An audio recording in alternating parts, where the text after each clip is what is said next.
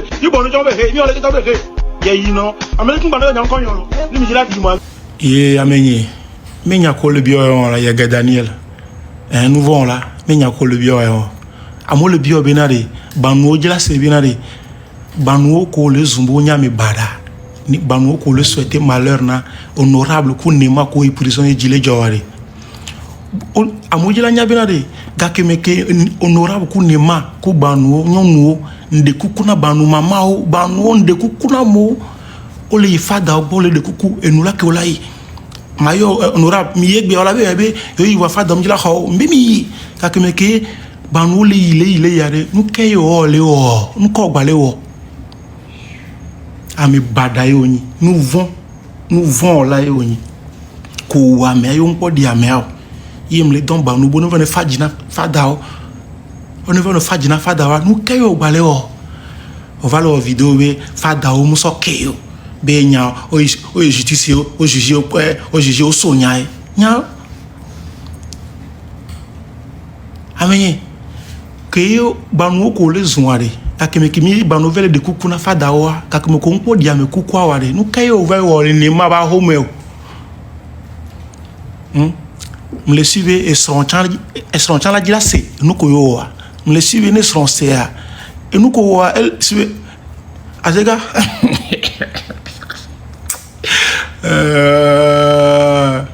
me le suivez ne seront CA et seront to jane stin to jane elle a do kloji ame badayo ni ola so hunwa me agba activité a ola so hunwa me nko di ame ola gba te activité a activité ko odra gbona to go tolo ame voindi nyanye mate je ron ko ame voindi nene olo o so hun wa me npo di ame o doji gbale activité jale aze c'est amendoro aro wu na me ho ya sinon no wa me juchu gba la gbo me no gba nya gbo wa me cha ya jina da meji asa depo le pon la me quoi ele pon la me ameke be wu anto omle jogana me e ya ke wu ame e so flus dare bo no jogana e kwa ameke be wu ame ba famille omle jogolo ame be vi omle jogo e ya ke wu ame agba so flus na ole jogana e kwa e bi le réclamer e gamba question yo le ke no poser le commentaire me ba zegala bloqué au boilo. Tu n'écris, faut dire ce que tu as fait ou bien. Faut dire ce que tu as fait ou bien. Je ne comprends pas pourquoi tu contournes ce que ton ami dit. Alors, je ne suis pas son ami. On sait, mais on avait ce que Getovi dit. Ok, on continue. C'est quoi la chose que tu as fait? Tu as encore tué ou bien? Et nous qui veut ne noa toi. E o la nyabe yo obe ame wu ame npo di ame a ok yin to be famille yo abandonné ok ame bu le zonzon li le de kukuna fada o mi soke ma oba me mini fada o mi soke ke fada o le CVV are ke fada npo di ame yo le CVV are nu ke agbale o ma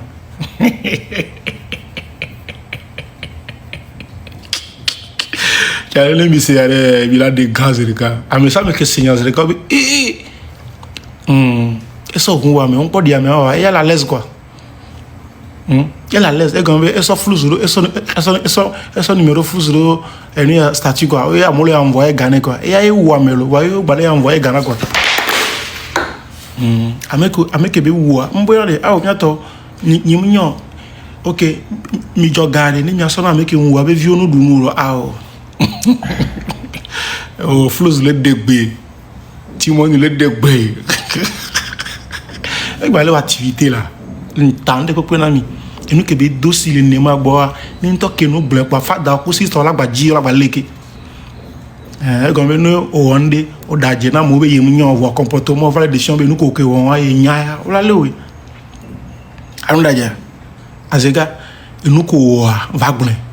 Nema mu wa molo. Et prison et gilet joya ou ame fanima ni male duji les juges au bon les bokaka ogbo ni mam wa mo mfifiu tant de ni make wa me to azanto be ni la duwan honorable Kodasio avait dans les ici et gilet joao tout quoi. Et nous koyo quoi. Maté blanc nous kebe la chose qu'il a fait, il ne peut jamais le dire. Un petit peu la vidéo on dit la contourner nya. Il y a un bam, il y a un fan nous bele ni la vidéo ni blanc nous keya là. Nous te le blanc. Parce que nous evi non touchant au CV evi au wa me voir ba on la rejeté zrika. Azega ame diabolique ame ke wa me voir mai touchant. On s'est vévé de quatre tendons. Badila dadira me kuku asiba me kuku ku mo baraba parce qu'on connaît ava on to ku me ou ame quoi. Ou ame va badila dadira ici. Parler activité. Azega banu jila nya quoi. Banu minya me baralo. Et nous koyo wa amojila c'est quoi? Ma force ko la bun. Tande be no. Azega ole no lantolo. Ole no lantolo. Dagbojo le bloquer moi. Banu mi bien là. E onde, e onu, e wo péché. Kebe wa me avoir e tro onu bu. E nu kebe tro wa e to le confirmer bien ame kebe wa ndo chan un ve ndo chan. Mi bien c'est bien blanc be ghetto ville blanc yari. Be ne va démentir pour ne pas donc pen ghetto ville là. Ma elle a bloqué aux Erika. Ah me voindi. On l'a bon no blanc avoir ko amé nous couvert on peut dire amé nous couvert le wa au delà blanc. No blanc voir jean kodo, jean pantalon kodo gbe accident mais qu'est au fi ko filo. Au de cas on y a me wuto bani fi en fito, bani me voindi bani c'est au de cas adjectif ko patanya adjectif ko bani nous ko bani négatif ba so quoi. On me sort bien de calme. Au Dubaï nous couvert dossier quoi moi audio lelo. Nous ko konkema audio amwa nga audio namlo. Ngblan ko nous ko dossier le fun audio lelo. Audio le mboss mais nous ko dossier le Dubaï. Au Dubaï no vieux le pantalon ouvert fi pantalon ça va le va les 2 ans domé. Pantalon yo dobe au accident. Le ko ku no vieux mi la Dubaï la fi be nous da pété mero azega. Le coco no vieux mi la Dubaï pantalon qui be plaît on l'avait fio on a te konya o que les filles nous dodo on a te konya ma chijio ma pudu ku are téléphone on la le kala no me on la jela do cave yan tan on o je si nyele you a se vivi you a doué allo enya vle de kaje la mele du intolo fon kumene ya etawala no tantina ma etagawa anyamanya no etanyila lo lu ne nyamanya no sokume chamnya na no ahome chamnya na no o mo gbona be de vion sokume yanya na no wa home ya hopo de vion be ahome yanya na no sokume ya hopo o amle de pepe mo kwa sokume 0 ahome 0 lo nyana la home ya la be evia prendre un risque à se protéger parents oui. Et toi, pour le dumefia, au biogamo, son numéro na mole jogana, au ouamea, au son numéro na mole jogana, quoi. Égal gomene, à mot jogana, égal gomene, le doigt bé, le haut désordre. Moment que, c'est, qu'on peut dire à là, que, à me keba me be ouamea, ou famille, donc, pour corps, va, y a le doigt bé, et comme à mola envoie flouzine. Agbeko, le doigt, le coup doigt bé, alors, la blin, et nous, quoi, la blin. À me voindi.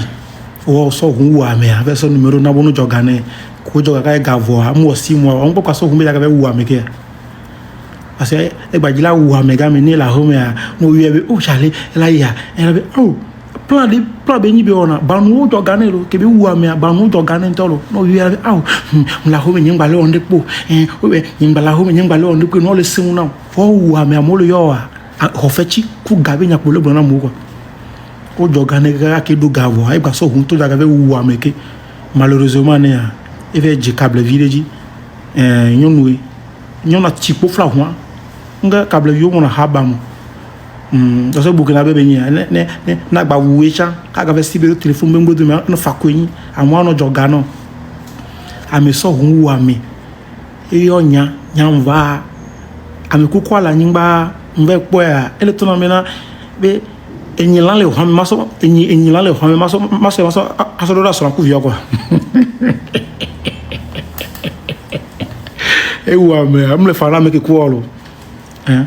Obe amea un coup amea y conduit mi bere chale no dugbera amea un coup y conduit no dugbera ni chagbe ya el na kele ho amea ele vevere nero mle manja amea kun mle mai nta chon kwa be el na kele ho amea el na nyingba kwa ame kuku la nyingba el na kele be bio mo me la be yin top leolo el na kele o muso ave bio mo la so no police la home ave bio mo no na wa so police la home avec bien mon doudou nous de pas toi ça va na son coup viola home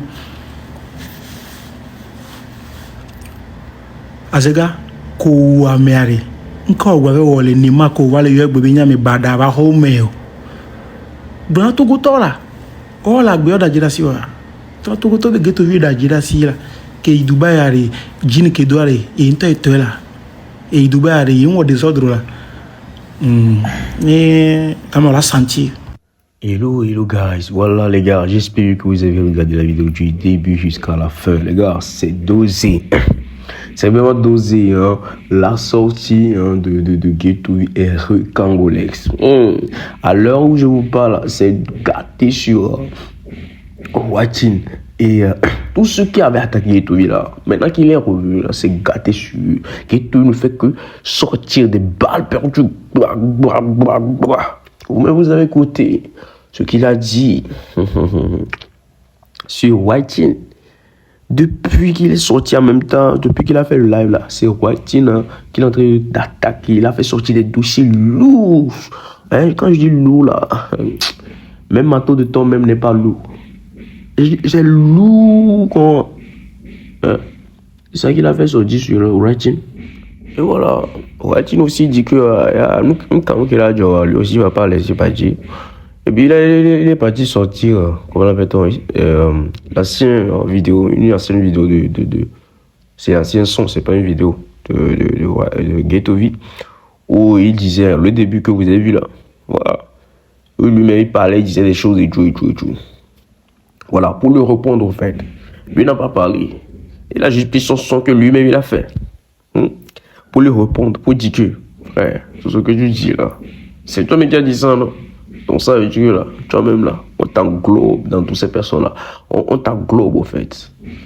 Parce que dans le son là, Ghetto V a parlé de quoi il a dit, voilà, et si tu m'attaques et tout, moi je ne t'ai rien fait, mais tu m'attaques, tu sais, tu parles de moi et tout.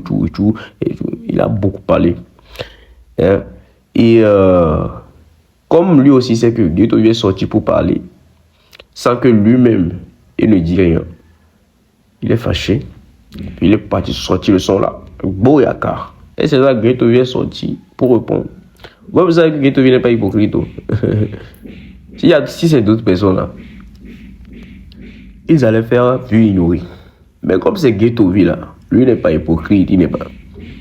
Si tu l'attaques là, il voit que c'est lui. Même tu peux faire référence. Tu peux faire genre. Il va te prendre en fait. Lui n'est pas hypocrite. Non. Si c'est seulement que c'est lui que tu dis, c'est de lui que tu parles. Sauf si peut-être que tu as donné un disque, ça ne le concerne pas. Si ça le concerne, va t'allumer. Il va t'allumer. C'est ça qu'il est en train de faire à Watchin. Watchin, mais il est débat. Alors là. Mais j'aime le game parce que quand Ghetto V est sorti en même temps, Watchin se fait voir en même temps. Parce que avant, je ne voyais pas Watchin dans mes FIP. Moi, je ne voyais pas Watchin dans mes FIP. Mais maintenant, je vois Watchin dans mes FIP. Ça veut dire que là, Ghetto V le bat. Voilà. Il ressuscite les âmes voulant tomber. C'est ça que j'ai vu chez Watchin là. Parce que bro, non, Ghetto V connaît le game. Si Ghetto V te touche seulement comme ça là, c'est fini pour toi. Go and make it. Voilà, est-ce qu'il fait? C'est comme il veut dire, il te touche, te dit. C'est comme le pasteur, il te touche, il dit, go and make it. C'est ça qui s'agit. Bon, bref. J'espère que vous avez kiffé la vidéo. N'hésitez pas à partager, à liker. Voilà. Commentez, surtout commentez les gars, commentez, vous ne commentez pas, vous là. Bon bref, je vous laisse ici, on se capte après pour une nouvelle vidéo. Oh, ciao, ciao.